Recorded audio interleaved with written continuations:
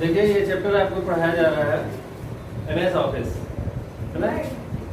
MS office, MS office के अंदर कई उसके एक्सेसरीज पैकेज होते हैं।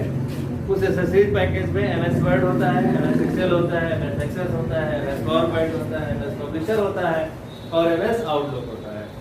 अब ये चैप्टर आपको उसके अंतर्गत एमएस ऑफिस के अंतर्गत चैप्टर पढ़ाया जा रहा है एमएस वर्ड। और एमएस वर्ड के अंतर्गत उसके जो होम मेनू बार होता है उस मेनू बार में आपको पढ़ाया जा चुका है।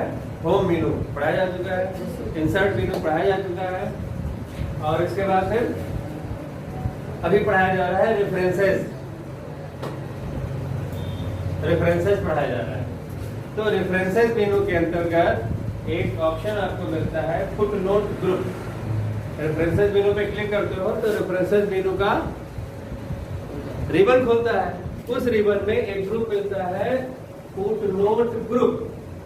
फुटनोट ग्रुप, फुटनोट ग्रुप में पहला ऑप्शन है इंसर्ट फुटनोट। फुटनोट क्या होता है? फुट मींस पैर यानी निचला स्तर। तो एमएस वर्ड के जो फाइल अभी हमारी खुली हुई है उस फाइल के किसी भी पेज में अगर हमने कुछ टेक्स्ट लिखा हुआ है, कुछ वाक्य लिखा हुआ है, उस वाक्य में कुछ ऐसे शब्द हैं जो क्लिष्ट हैं या जिनका विवरण हम अलग से देना चाहते हैं, तो उसके लिए हम क्या करते हैं? फुटनोट किताब, फुटनोट बनाते हैं। कभी कोई पुस्तक पढ़ी है तुम लोगों ने? पुस्तक तो पढ़े ही होंगे। तो पुस्तक में कुछ कोई किताबें होती है तो उसमें आप कभी ध्यान से अगर देखे होंगे कुछ शब्द ऐसे लिखे रहते हैं जिन शब्द के ऊपर एक नंबरिंग होती है, 1 2 3 4 करके। उस नंबरिंग का मतलब है कि उसके बारे में नीचे उसी पेज में नीचे दिया गया होगा, तो ये फुटनोट होता है। ठीक है, उस क्लिष्ट शब्द का विवरण नीचे उसी पेज में दिया होता है। अगर मान लीजिए 5 शब्द पे आपने फुटनोट लगाया है तो 1 2 3 4 5 नंबरिंग होगा उन शब्दों के पीछे और वो नीचे उसी पेज में नीचे पहले शब्द का नंबर 1 करके लिखा होगा, दूसरे का दूसरा, इस तरह से लिखा होगा। तो ये फुटनोट होता है। इट इज यूज्ड, ये फुटनोट का प्रयोग होता है। इट इज यूज्ड, यह प्रयुक्त होता है to write information related to a word. किसी शब्द से संबंधित। इट इज यूज्ड, या प्रयुक्त होता है टू राइट लिखने के लिए information related to a word. सूचनाओं को लिखा जाता है, उसके बारे में कुछ लिखा जाता है, संबंधित शब्द के बारे में। In the file, in the footer at the page, उस पेज के नीचे की ओर चुने हुए शब्द के लिए फुटनोट तैयार किए जाते हैं। तो ये होता है फुटर। फिर आता है एंड नोट। एंड नोट क्या है? एंड नोट मीन्स अंतिम टिप्पणी। और अंतिम टिप्पणी कहाँ होती है? सबसे अंतिम पेज में। सबसे अंतिम पेज में नीचे की ओर क्या होता है? टिप्पणी, अंतिम टिप्पणी, फुटनोट। जैसे आपने बोलते ना गांव में कि अंतिम विदाई कर दिया, क्या जब लोग दाह संस्कार में जाते हैं तो क्या बोलते हैं? पचकठी फेंक दो इनके ऊपर, मतलब वो अंतिम विदाई कर देते हैं। तो उसी तरह से जैसे मान लो कि हमने 5 पेज बनाया था और 5 पेज में हमने फुटनोट डाला था, तो फुटनोट डालते थे तो क्या करते थे?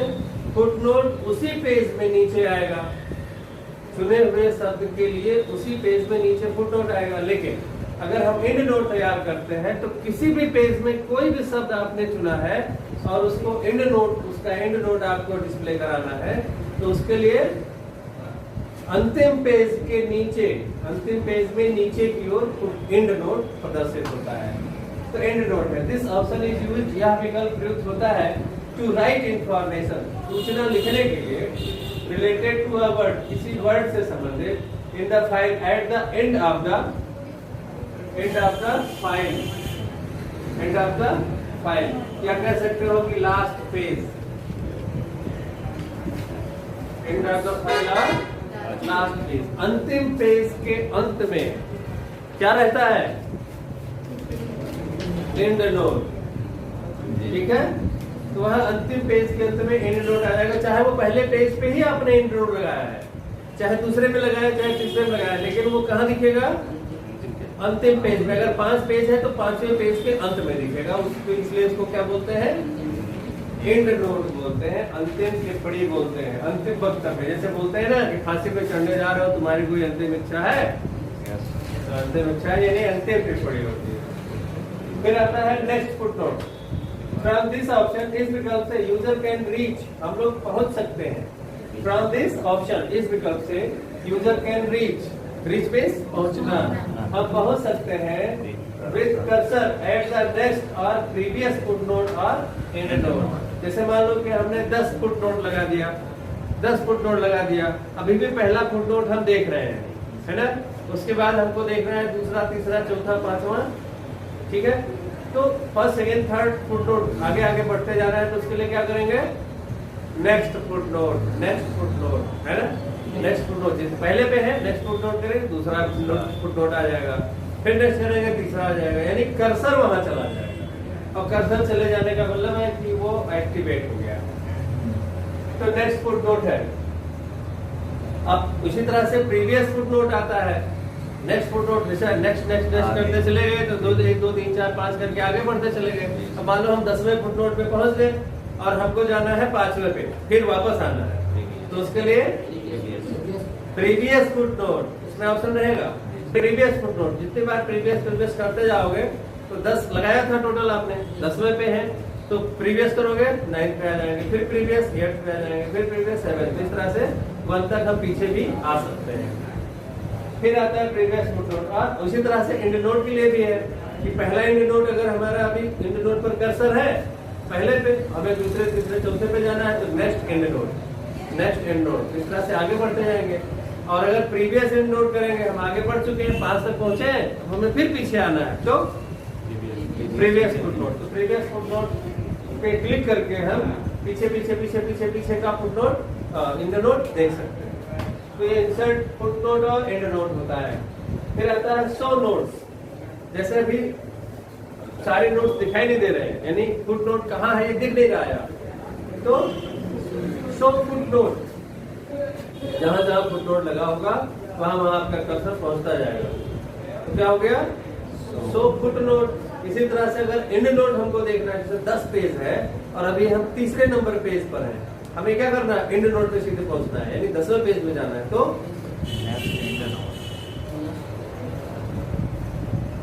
तो क्या करेंगे? नेक्स्ट नोट से तो पहले पे है, दूसरे पे, तीसरे पे जाएंगे, show and note, direct show and note. Show and note पे क्लिक करेंगे तो जहां एंड नोट लिखा होगा वहीं पे हमारा कर्सर पहुंच जाएगा। तो ये होता है शो एंड नोट। फिर आता है आपका सिटेशन। शो एंड नोट लिखा है ना, विद दिस ऑप्शन, इस विकल्प से the cursor is moved to the file. Cursor क्या होता है? मूव हो जाता है, यानी कि चला जाता है to the file where the endnote और फुटनोट इज रिटेन। उस फाइल में शो नोट्स पे क्लिक करने पर आपका कर्सर सीधा सीधा वहीं पहुंचेगा जहां पर फुटनोट या एंड नोट लिखा गया होगा, तो वहां कर्सर पहुंच जाएगा। फिर आता है citation and bibliography. Citation means क्या होता है? उद्धरण। जैसे हम कुछ नोट्स लिख रहे हैं, कोई टॉपिक लिख रहे हैं, अब उस टॉपिक के बारे में हम लिखना चाहें कि ये टॉपिक कहाँ से लिया गया है,